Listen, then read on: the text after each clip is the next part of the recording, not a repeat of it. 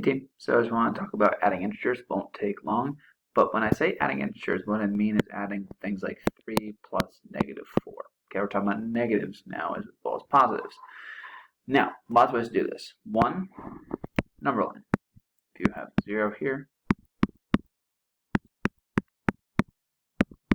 here's 1, 2, 3, 4, 5. Here's negative 1, negative 2, negative 3, etc.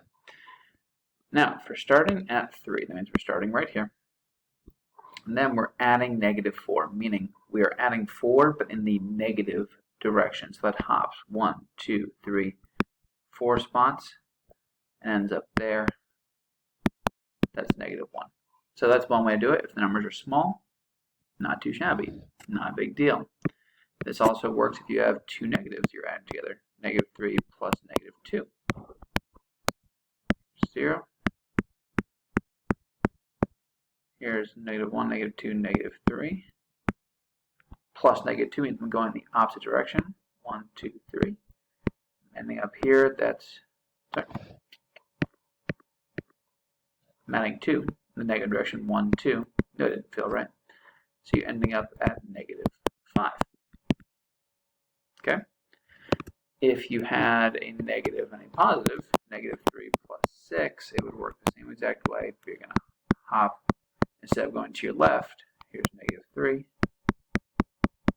You're hopping 6 in the positive direction. 1, 2, 3, 4, 5, 6.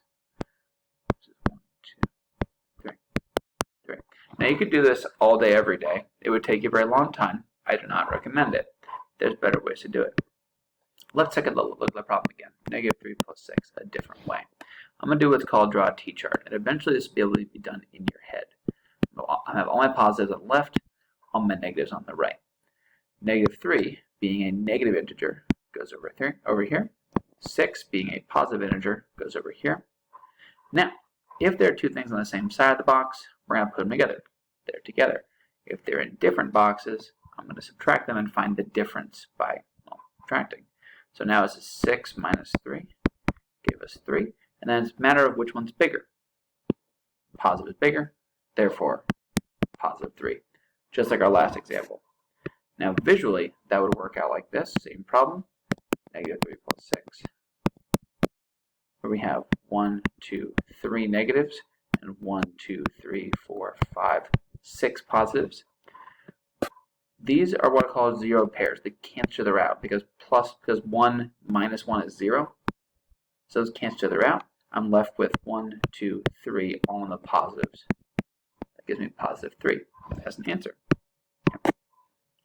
Now, if I have negative 7 plus negative 2, same deal. Here's positives, here's negatives. I'm going to do both versions, both a visual and a non-visual. That means I have 7 in the negatives. That's 1, 2, 3, 4, 5, 6, 7. I'm going to change colors for the visual. And I have 2 in the negatives. So that's 1, 2. Now, because these aren't canceling each other out, there's not a positive and a negative, they don't become zero pairs. They just get grouped together for a total of 9, all in the negative spot. So the answer should be negative 9 here. Okay. Now you'll start to see some patterns after a while.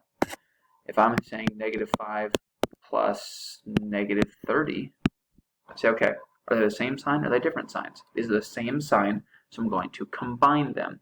Negative 30 plus negative 5 should be negative 35. Okay. If I have something like 8 plus negative 15, in my head I'm kind of doing my little chart. 8 is positive, 15 is negative.